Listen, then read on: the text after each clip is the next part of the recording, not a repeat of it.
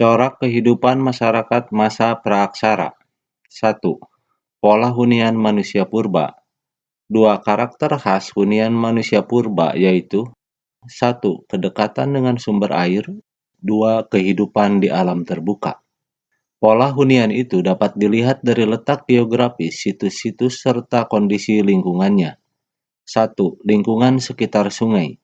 Lingkungan sungai dipilih karena keberadaan air memberikan beragam manfaat.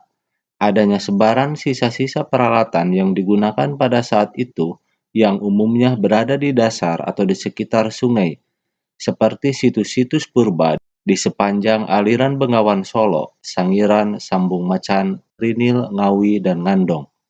Lingkungan gua. Keberadaan gua-gua yang dekat dengan sumber air dan sumber bahan makanan dimanfaatkan sebagai tempat persinggahan sementara, sehingga tidak meninggalkan jejak. Gua ini sering disebut abris hosh. Lingkungan pantai. Manusia purba juga ada yang tinggal di sekitar pantai. Mereka meninggalkan sisa-sisa kehidupan mereka berupa kejoken modinger atau sampah dapur yang berwujud bukit dengan tumpukan kulit siput dan kerang yang telah mengeras. Sistem mata pencaharian. Dari berburu meramu sampai bercocok tanam. Masa berburu dan meramu. Ciri-ciri kehidupan pada masa berburu dan meramu atau food gathering adalah 1. Pola hidup nomaden atau berpindah-pindah tergantung dari bahan makanan yang tersedia. 2. Belum mengenal bercocok tanam. 3. Kebutuhan makan mereka tergantung pada alam, sehingga cara mereka mencari makan disebut dengan nama food gathering, mengumpulkan makanan dan berburu. 4. Alat-alat yang digunakan terbuat dari batu yang masih sederhana dan masih kasar belum halus. Batu, tulang, dan kayu merupakan bahan-bahan yang digunakan oleh manusia purba untuk membuat alat-alat. Masa bercocok tanam. Ciri-ciri kehidupan manusia pada masa bercocok tanam atau food producing adalah 1. Peralihan zaman Mesolitikum ke Neolitikum menandakan adanya revolusi kebudayaan dari food gathering menuju food producing dengan Homo sapiens sebagai pendukungnya. 2. Kehidupan mereka sudah mulai menetap, sehingga mereka tidak hanya mengumpulkan makanan tetapi memproduksi makanan dengan menanam. 3.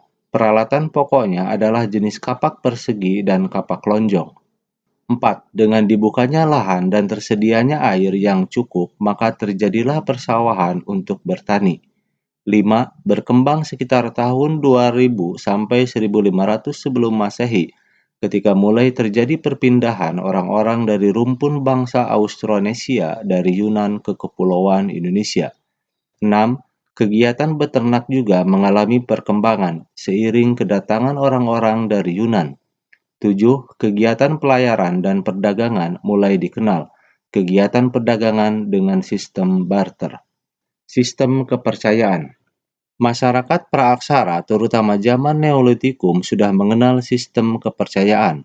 Mereka sudah memahami adanya kehidupan setelah mati. Mereka meyakini bahwa roh seseorang yang telah meninggal akan ada di kehidupan di alam lain, sehingga melahirkan ritual upacara penguburan orang meninggal. Jenazah orang yang telah meninggal dibekali benda-benda dan peralatan kebutuhan sehari-hari, misalnya barang-barang perhiasan, periuk, dan lain-lain yang dikubur bersama mayatnya. Tradisi penguburan ini melahirkan upacara-upacara pesta untuk mendirikan bangunan suci.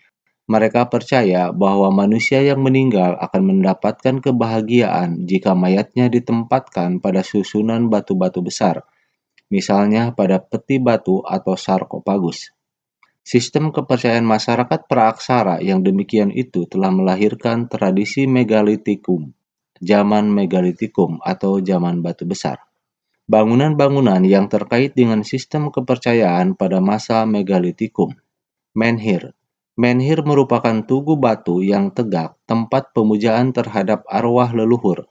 Banyak ditemukan di Sumatera, Sulawesi Tengah, serta Kalimantan. Sarkofagus. Sarkofagus menyerupai peti mayat atau keranda dari batu yang bentuknya seperti palung atau lesung, tetapi mempunyai tutup, banyak ditemukan di daerah Bali. Dolmen. Dolmen adalah meja batu tempat meletakkan sesaji yang akan dipersembahkan kepada arwah nenek moyang. Di bawah dolmen ini biasanya ditemukan kuburan batu. Kuburan batu atau peti batu. Kubur batu yang fungsinya sebagai peti mayat.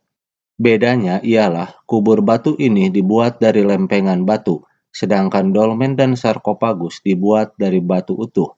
Banyak ditemukan di daerah Kuningan, Jawa Barat, dan Nusa Tenggara. Waruga. Waruga adalah kuburan batu yang berbentuk kubus atau bulat, terbuat dari batu yang utuh. Waruga ini banyak ditemukan di Sulawesi Utara dan Sulawesi Tengah. Punden berundak-undak. Bangunan ini berfungsi sebagai tempat pemujaan yang berupa batu tersusun secara bertingkat-tingkat. Banyak ditemukan di daerah Lebak, Sibedug, Banten Selatan. Arca atau patung. Arca pada masa megalitikum terbuat dari batu, biasanya berbentuk sosok hewan dan manusia. Jenis hewan yang sering dibentuk adalah gajah, kerbau, harimau, monyet. Arca-arca batu ini banyak terdapat di Sumatera Selatan, Lampung, Jawa Tengah, dan Jawa Timur. Sistem kepercayaan dan tradisi batu besar ini telah mendorong berkembangnya kepercayaan animisme dan dinamisme. Animisme merupakan sistem kepercayaan yang memuja roh nenek moyang.